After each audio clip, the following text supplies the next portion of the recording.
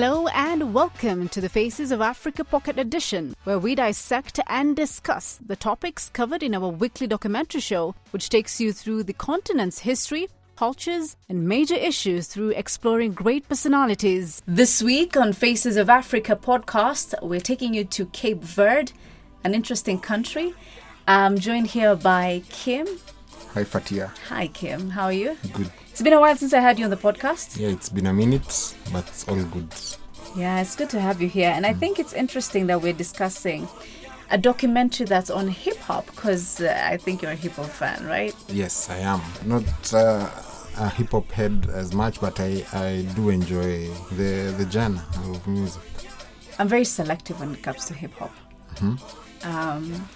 Hip-hop is interesting. It has, usually the content or the lyrics usually have good meanings, but I'm not such a hip-hop fan. But let's talk about Cape Verde, an interesting country, by the way, also known as the Republic of Cabo Verde. Is that how the spelling, the pronunciation is? Yeah, I think so, because I think they've had, and I think we are going to discuss it a bit, issues on identity, having been a former Portuguese colony, right?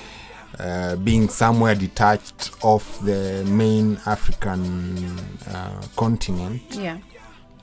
There is a question: are they Africans? Are they people from the Caribbean?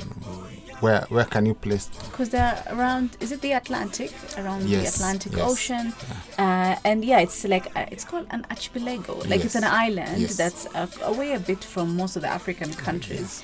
Like you said, Portuguese, they were colonized by the Portuguese. They gained their independence in 1975. Yeah. So I think it's an interesting country that we're going to tackle.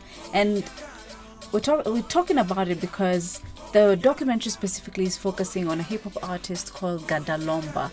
In fact, that was my first time knowing or seeing Ga Da Lomba. I've never heard of any artist from Cape Verde. Have you? Me too. The first time when we ran the documentary, I think it was 2020. That's the first time I got introduced to the artist, and of course he told his story. A super dynamic hip-hop artist from the Cape Verde. And through his music he's managed to tell his story, especially on matters of drugs, being a former drug addict, as we'll see in the film. Also he's managed through his music also to give social commentary, right? And that's what hip-hop is about.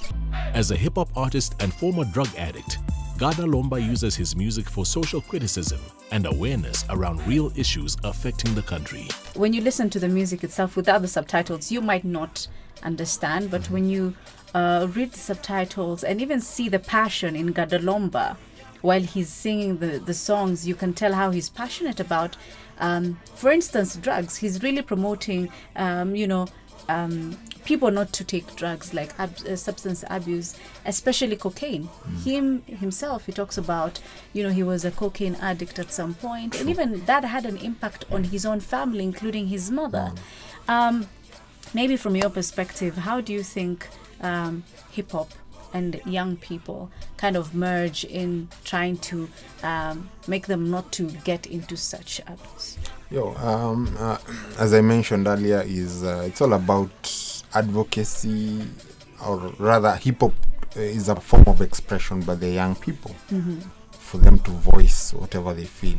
And also it can be used on the flip side to educate, inform and instruct, and even create awareness on such and such dangers like gang violence and drug abuse.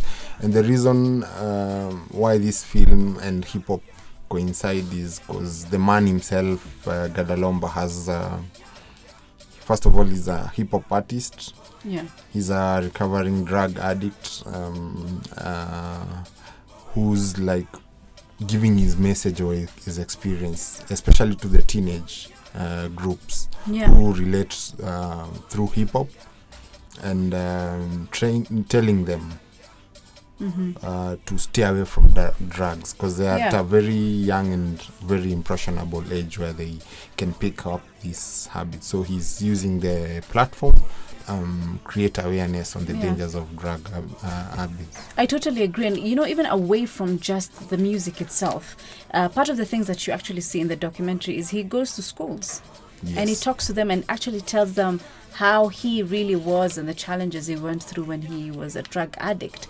And I think that's very impactful, that as much as he's a hip-hop artist, he makes time to go to schools. In fact, he talks about specific areas in where he stays, basically, and that he's tackled most of the schools, gone to the high schools and talks to teenagers. And I think that's something that it's very, good for the community. Yeah. Also interesting, Ga Da Lomba actually says, Cape Verde is known as a World Trade Center, and this is because when you go back in history, you realize that there are a lot of commercial activities that was happening in that area.